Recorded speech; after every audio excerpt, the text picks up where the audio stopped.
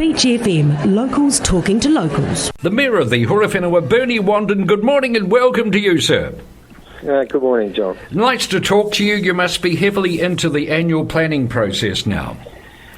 We certainly are. So last night was we had a big briefing on where we sat in terms of the financials, and we've got a bit of work to do before we actually go public with that. But we're just about ready to talk to the community about some of the things that are in front of us. And it's looking pretty good. I mean, this is quietish year in terms of the big issues. It's probably more about, the effects that the evaluations have had on the values of our land and buildings and the impact that that will have on our roads. Does the landfill figure in those discussions? Not this time round. We're actually going to have a separate consultation around the landfill. But that will come pretty much straight after the annual plan is finished. So, and before probably that's third quarter of the year. We need to make a decision before too long around our future because a lot of our contracts finish in the middle of next year. Does COVID-19 figure in these discussions, given the fact that there's increasing concern around the world? It seems to be affecting economic activity, affecting the ability of firms to work, for people to assemble. Does this sort of thing affect local government planning?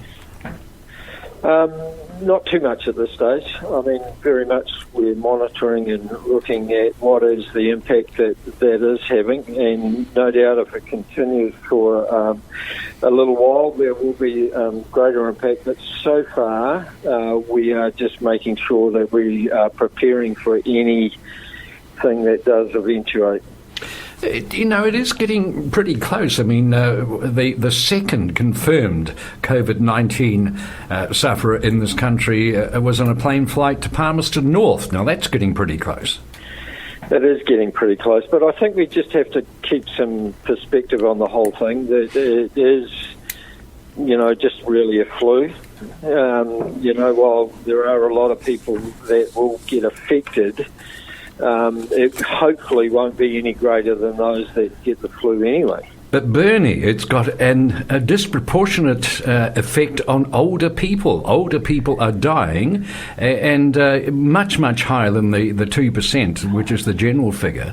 And many of your ratepayers are older people, streaming towards the Horowhenua for all of the obvious advantages.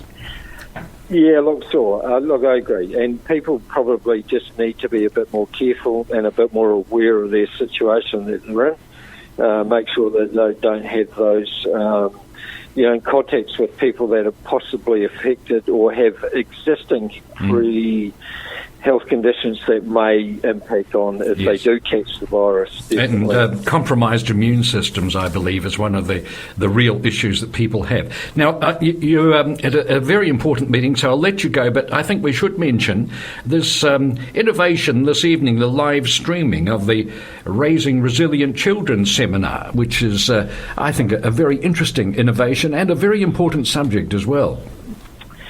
It certainly is. Now, the reason why we're doing the live streaming because of the popularity of these meetings. They've been very well attended. The community has responded extremely well, which is great to see. And if it's typical of our community development team. If they think that there's a benefit for the rest of the community, then they'll do everything in their powers to make sure that it gets out there. So, this is a good move, and it's great to see the community respond. And in a way, it could be related to COVID-19. This could be the way that we do business for at least some period. If things really do get bad, we're going to have to rely on a more remote way of doing things. So possibly this is a signpost for the future. Exactly. Good on you. Thank you very much for joining us, Bernie. Lovely to chat with you. 106.3 Beach FM.